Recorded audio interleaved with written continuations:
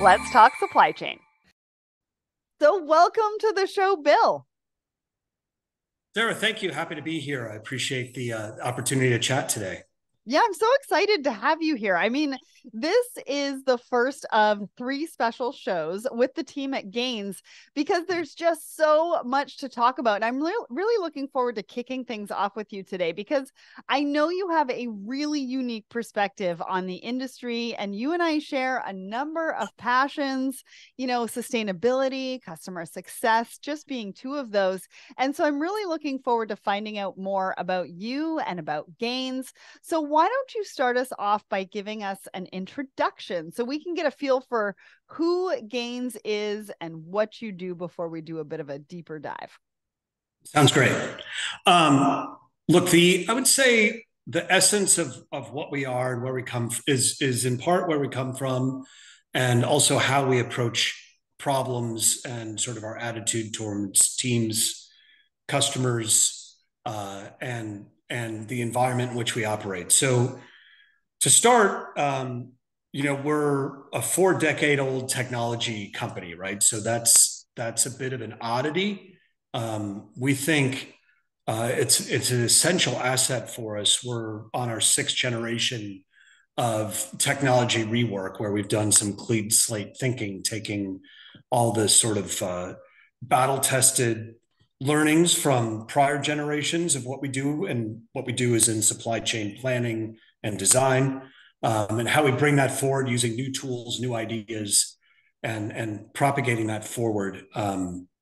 We started here in the Midwest of the U.S., so we deal with across all continents, global companies headquartered in Europe and Asia and Australia and Latin America, as well as the U.S. But we still have that Midwestern sort of ethic of putting the customer first, being pragmatic, and persevering. So the other sort of element about us, I think, is that we want to sort of democratize world-class planning. And to do that, we focus on sort of a bimodal strategy from a customer size perspective, both very large, people with 40 million SKU locations, large scale retailers, or global beauty products organizations, down to $250 million 2DC 10 branch distributors, right? And not everything in between, right? There's sort of medium, large, and extra large, and we think we can learn and innovate in both directions. And you mentioned the word bimodal. What does that mean exactly? Yeah, so forgive my nerdy statistical terms. My background's in decision science, which my father, who was a professor of industrial engineering at Purdue, referred to as the refuge of the failed engineer. So I tend to act statistically nerdy. So bimodal means, if you were to look at, say, a graph showing the number of customers by customer revenue, and let's say it had two peaks, right? Each peak is called a mode. So for us, we're bimodal in that about half of our revenue is from very large customers, and about half of our revenue is from a larger number of medium or medium large customers. Hmm. So it's sort of a two peak, two concentration sort of customer base. I love that. Thanks for sharing that. Now, your father, speaking of your father, he founded the company that later became Gains, and the landscape of supply chain was very, very different back then. So, talk us through your father's passion, vision, and some of Gains' evolution since then. Sure. So some of the first projects he had were for the Department of Defense, other large organizations in Chicago like McDonald's or Schwinn Bicycle, which used to be here, et cetera. And what he tried to do was replace heuristics or rules of thumb, right? People talk about, for my inventory class A items, I want X weeks of stock. For B items, I want Y weeks of stock. And these things were used by cutting edge organizations, and really were just accepted without a lot of analytical rigor. And he wanted to bring analytical rigor, use models to do prediction and optimization, and do it at the maximum scale available at then current architecture. So I think what was inculcated there is not accepting the status quo. We're not getting business Right. requirements and trying to emulate or automate existing procedures. We're trying to innovate, but in a practical way that people are willing to use and can understand how to use, how to improve these things with, at the time, cutting edge algorithmic capability, right? So what did that mean in the 70s, right? It was very different from what that means in today's age, where we're using machine learning for things like predicting lead time or doing multi-period demand modeling, algorithmic assessment, right? To do demand sensing, but also long range demand planning. And these other constructs, but the idea that you should always take a refresh view on the core problems in supply chain planning and now design, to try to solve them at scale in a nearly automated but explicable fashion. Amazing. And supply chains have looked really different over those decades. I mean, you're talking about the 70s up until now, 2023, and we've been through so many different, economic disruptions, financial disruptions, socioeconomic, political disruptions up until today. And I can only imagine how it's, really moved with the times and what supply chain professionals have had to go through.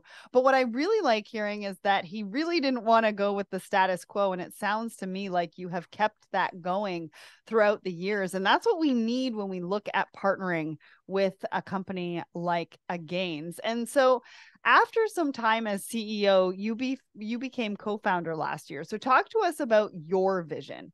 What is happening in the industry right now? How is that informing how you intend to drive Gains forward as an organization, but also thinking about your clients in the industry? Yeah. So you hit on construct here, which is sort of increasing volatility across time, right? Mm-hmm. Whether that's socioeconomic or obviously the pandemic, elongated supply chains that are much more brittle, right? So things like just in time converting to just in case, right? People realize that you won't get the same container full every week, come day in, day out at the same price, that things are going to disrupt those flows, and you have to be able to buffer for that and understand the volatility and variability. So, to answer your question, first about CEO to co-founder, there are really three-pronged strategy there. One is I've mentioned planning and design. Our view is that we were very steeped in planning, but we think that the complexity, again, to your point, of the supply chain is increasing, and to look at things like doing design in a silo. Maybe that's a periodic project that happens once every X quarters or Y years, and then looking at tactical planning, and then looking at execution, and trying to think of these as siloed functions, really wasn't going to work out. So I knew that I was very steeped in one of those subject matters, right? And I felt I was an expert there, but we needed to expand. And that was not something where I had a large sample size. My sample size of incorporating adjacent but separate technologies and organizations was zero. So worked with some investment partners that were very growth oriented, new supply chain generally across all these areas, to bring in some additional subject matter experts and expertise to help us build a world-class organization that covered all these areas. And as co-founder now, that gives me more time to focus on fulfilling the vision and mission of democratizing world-class planning.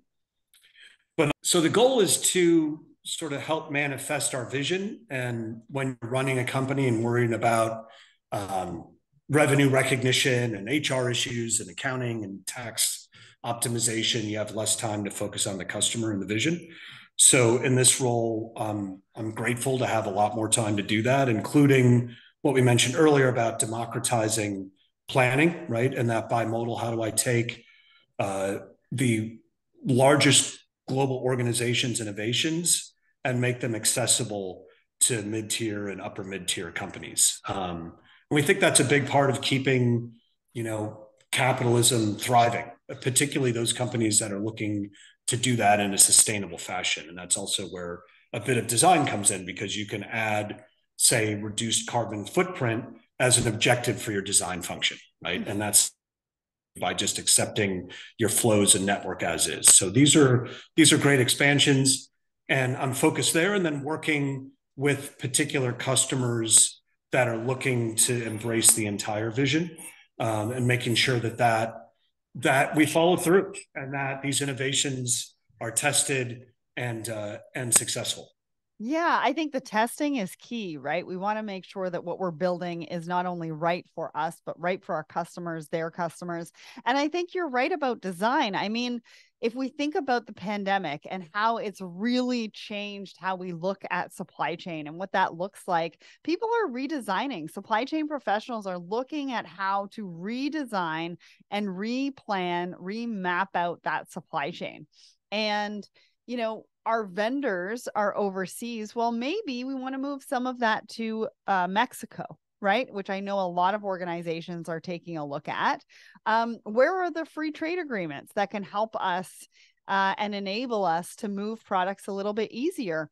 Maybe, and I know there's also a program out there where you can move products into Canada and then move it into the US as well. So there's a lot of different options. There's a lot of different ways that supply chain professionals can go.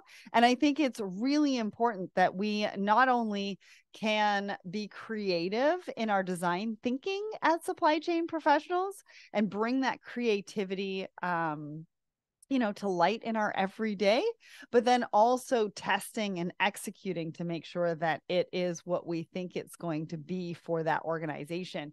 Now, you talked about the bimodal and you gave us a bit of an idea of what that looks like as far as who your ideal client is and who you work with, but you're very focused on customer relationships. So who are the organizations that you work with? I think they're small, or you said medium to very, very large. Is there particular industries or anything like that? So before I answer that, one thing to think about is like the ideal customer, right? What are their attributes? And I think of that along 4 dimensions: skill, scale, aptitude, and attitude, right? So from a skill perspective, do they want to invest in their people and do some of the things you're mentioning, right? Like before, once every 5 years, you'd renegotiate a contract with an offshore vendor and just have a single flow, which wasn't very resilient, going from one port to one port. And that was and you argued about unit cost over 1 or 2%, right? And now, as you mentioned, you're going to have not only different flows, but to be resilient, typically multiple flows, right? So how do you work with people that want to skill up and not outsource to a consultant once every 3 years of design, but have that as part of their standard event-driven skill set, right? Not even quarterly, but as things change, right? The port of Long Beach is congested. How do we want to become more resilient? Do we already have playbooks where we've simulated and tested this in a digital twin and now have some idea about like, here's options A, B, and C. Now, we didn't know which of those would be optimal because conditions are going to be different when this actually happens. Right. But you're not starting with a clean sheet of paper, right? So as it relates to scale, do they have enough scale? And for us, scale is going to be one of 3 things. So going into like what industries we work with, the G in Gains is for general. So we've actually resisted verticalization because we think these problems that we're talking about are sort of universal in the supply chain. I will mention a few areas where we happen to have clusters of customers. But when we talk about scale, are they inventory intensive, right? So inventory is a buffer for uncertainty and a means of resilience. So we look for that. Sometimes people are less inventory intensive, but they do have a lot of expediting, right? So they're making up for that with air freight or buying at a premium when they stock out. And so do people do a lot of expediting? Is there scale of expediting? And then lastly, is there scale of decision cost? So Gains, we're focused in one of our vision areas that I digress a little bit here, but I overlooked is how do we automate and engineer decisions? So automation. So there's people like Textron Aviation that were able to do twice the work with 60% fewer human touches. And those people were able to be more customer facing rather than back office, right? Which is a cost center, not a revenue generating center, right? So those types of things. When I talk about attitude and aptitude, I think, there's skills, people that want to skill up. Aptitude is, can they run, right? Do they want to go from, some people just want to walk, some want to jog, some want to sprint. And we're happy to work with all of them. But where I'm focusing my time now are those that want to go to jogging and then jogging to sprinting. So that continuous improvement. And then attitude, is it a fun challenge or is it an arduous task, right? Mm-hmm. If it's the former, great. If it's the latter, happy to do that, but probably a little bit different, narrower focus.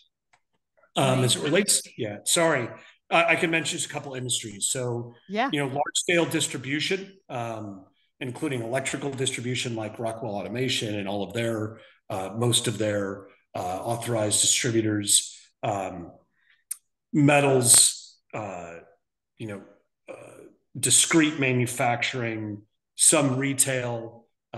So these basically, it would seem a little bit of a hodgepodge, but what they have is they all have two or more of those three key attributes that I mentioned. Yeah. And we've been able to focus there well. Also complexity in scale. Another one is complexity in product scope, like number of SKUs. If you have 5 products, right, versus 5 million. Yeah. And I'm glad that you broke that down as far as scale, because sometimes we use a word and it means different things to different people. And so in respect to who would be ideal to work with Gains, those are very distinctive groups of how people think and how people actually scale their businesses. Now, one of the things that you said was the number of SKUs. And I know through the pandemic, there was some companies out there that actually reduced some of their SKUs. And because you were also talking about just in time and just in case. And I know that some organizations adjusted for that to go to just in case, but some kept the just in time and just adjusted the amount of SKUs that they have as well. So again, we're talking about that design element. What is it that is working for your organization? How do we test it? What does it look like? What does scale look like to us? And is Gains the right partner for us to be able to help to do that? So I appreciate you for sharing that. Now, you have so many amazing testimonials and success stories on your website. Can you paint us a picture of how you've worked with a client? What was the benefit or ROI that they saw from the partnership with you?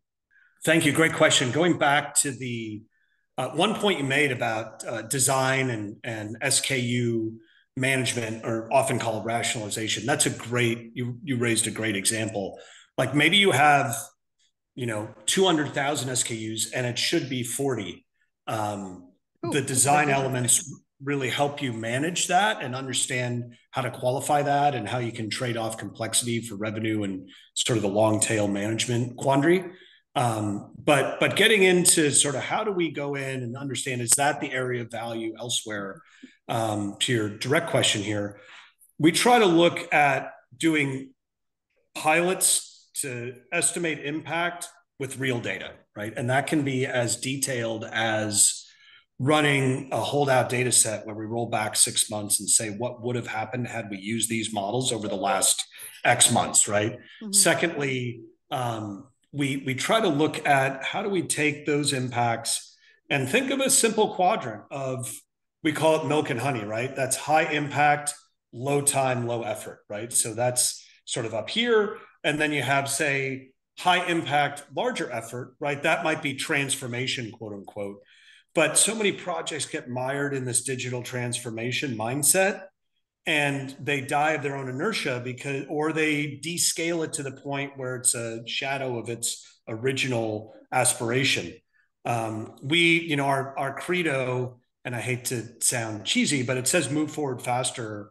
How that manifests in reality is, how can we create a win every quarter, right? So if we're going to have a phased implementation, maybe the first thing we do is as simple as, I want to do better prediction of lead time, because simply predicting lead time better, because the pandemic increased lead times. Now it's decreasing lead times.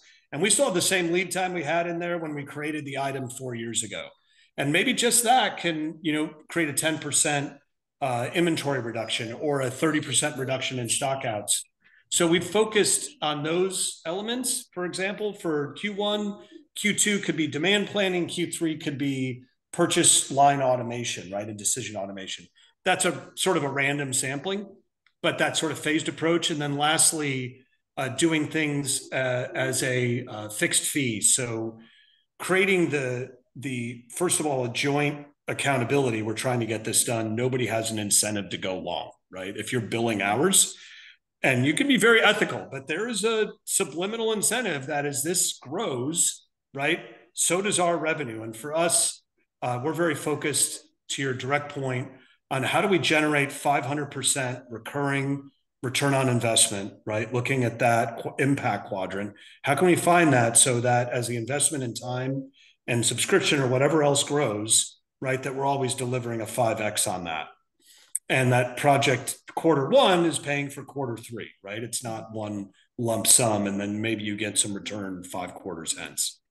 Amazing. 5 times the investment. I mean, that is quite the statement, and not really something that I hear from a lot of companies that are out there working with supply chain professionals.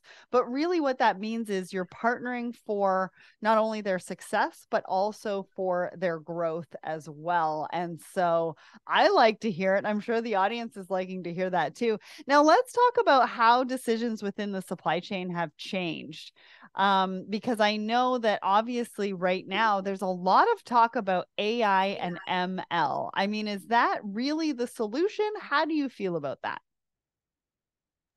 Well, to start, it's not a panacea, right? So this idea that every problem in supply chain can be resolved with 10 people writing Python models to do machine learning is incorrect, right? So there's some things that machine learning does better, some things that it does faster, some things that it does that we couldn't do before, and other problems that really have very little to do with machine learning, right? So machine learning doesn't optimize, right? So if you're trying to optimize your flows within a network, I would argue that except for maybe some extremely cutting edge and not yet deployed anywhere modeling, that doesn't exist, right? So our view is ML can be very useful for prediction.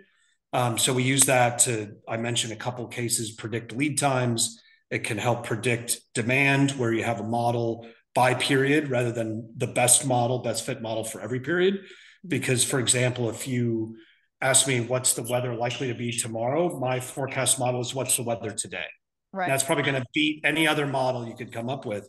But if you say, what's the weather in Ontario in January, first of all, I'd say too cold. Yes. But secondly, I would use a very different model than what's the weather today, right? I might use the Farmer's Almanac, or what's the average of the last 3 years, or are we in a El Nino or La Nina cycle, or whatever it might be, right? So it's very good at that. It's also very good at anomaly detection, like where do we have large orders that aren't repeating, or where did I have lost sales and I should plan on having more sales in the future, or automation, right? How can I witness a super user go through purchase orders, approve certain lines, adjust other ones, and then emulate that? So there's a great book called Running with the Machines rather than Raging Against the Machines. And the idea there is you have these super users that are training the models and magnifying their impact.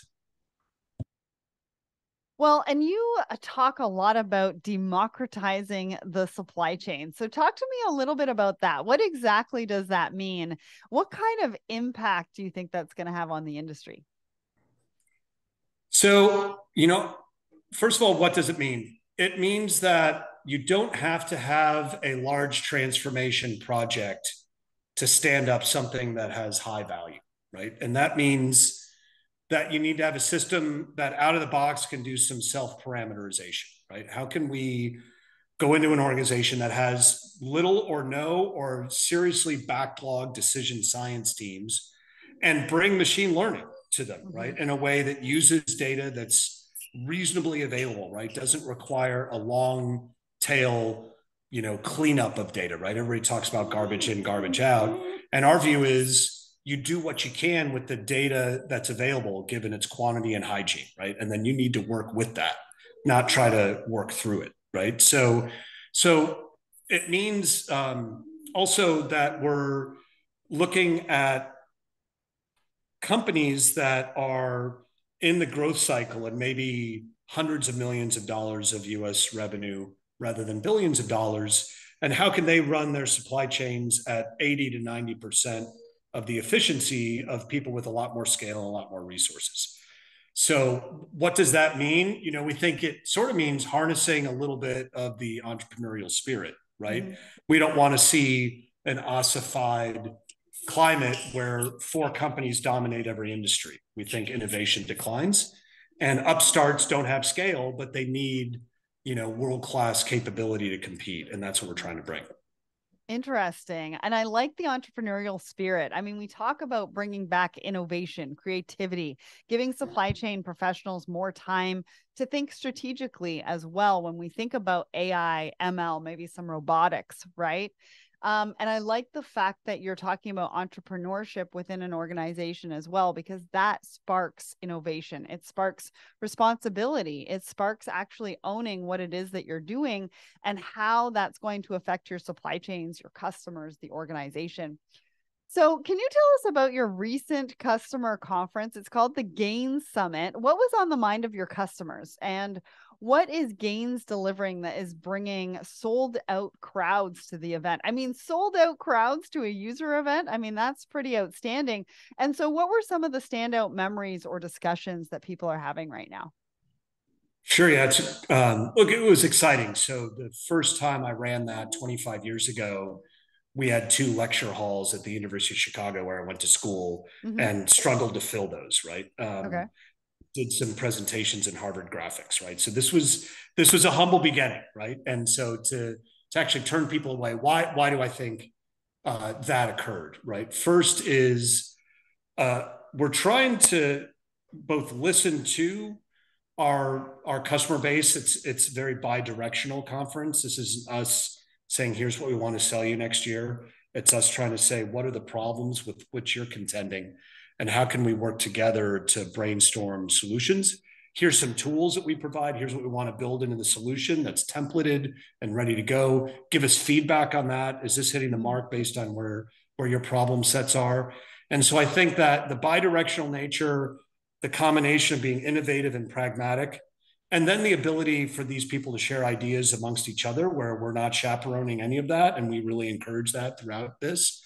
Customer advisory boards that exist without us involved, right? How can people within vertical niches, Midwest discrete manufacturers that share a lot of the same vendors for raw materials, how can they work together to understand how they've solved problems with Gains and with things they've added to Gains? So, what were some of the topics? I think I've mentioned most of them, right? This idea that we're no longer looking at design, optimization, planning, and execution as these silos, and they're done with different solutions by different people. There are decisions you make that need to cross all four of these. And I think that's our vision for that, and being able to do that without a $20 million 4-year project, but to do it with quarter by quarter wins is very appealing. And a lot of those sessions, it was great to see. It was at the end of the conference, and they were the most packed sessions, right? So you don't usually see the last day of the conference, the last session with stand up crowds, right? So that was exciting. Amazing. So I'm guessing that you unveiled maybe what the future holds for Gains at this user conference. Can you let us in on a little bit of what the future does hold for Gains? Yeah, it's in addition to sort of this blended, comprehensive view. My son's a teenager, so things that are cool in his world are dope.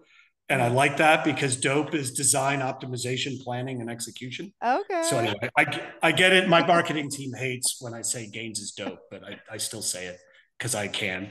But secondly, some of the things we're talking about, a couple of concepts. One is another acronym, but I think it's useful, called VUCA, which is this idea, and you alluded to it earlier, that we have increased volatility, increased uncertainty, increased complexity, right? And these things are leading to the need to be able to do rapid cross-functional decision-making. So how can we manage VUCA in a way that is around engineering decisions rather than a cadence of process, like with sales and operations planning? Every first Tuesday of every month, we're going to look at these 50 charts and we're going to do these things, as opposed to, I just had a vendor who had a fire at their plant and I need to now replan my provisioning and or my production line or what have you. how can we work towards a decision-centric approach to optimizing the business and its supply chain as opposed to a cadence of procedures that may or may not be important at that moment, but just it happens to be the first Tuesday of the month, so this is what we do, right? And that pivot towards engineered and optimized decisions that manage the increased VUCA that we're seeing. Hmm. Well, I can't wait to see what else you come up with. And I can't wait to see what happens at your next summit, which is going to happen, I think, in 2024. So, in a world where uncertainty is the only certainty, building resilient supply chains and securing value from every investment is no longer a luxury. It's a necessity. From natural disasters to political unrest, the global supply chain landscape is increasingly volatile, and the business stakes have never been higher. Working in this age of disruption demands a new mindset and updated strategies. And by investing in technology, collaboration, continuous improvement, and aligning with trends, businesses can navigate these challenges and build greater supply chain resilience. And you can do that with Gains. They have the tools you need to make informed decisions that minimize risk and maximize performance to build resilience, gain competitive advantage, and set your business up for ongoing success. And did you have a guess at today's big question? Well, at the top of the show, I asked you, trade disputes have a significant impact on things like pricing, availability, and regulations around the world. So how much has foreign investment in China fallen due to its trade dispute with the US? Well, those disputes have led to a more than 80% year-over-year plunge in foreign investment in China during the second quarter of 2023, causing a boost in the trend of nearshoring supply chains to Latin America. And that could have a huge impact on your supply chains. If you'd like to find out more, you can check them out at gainsystems.com. And a massive thanks to Bill for joining me today and to the team at Gains for making this episode happen. Bill, thank you so much for joining me on the show today. Sarah, it's been a pleasure. Great questions, and thanks for the opportunity to chat.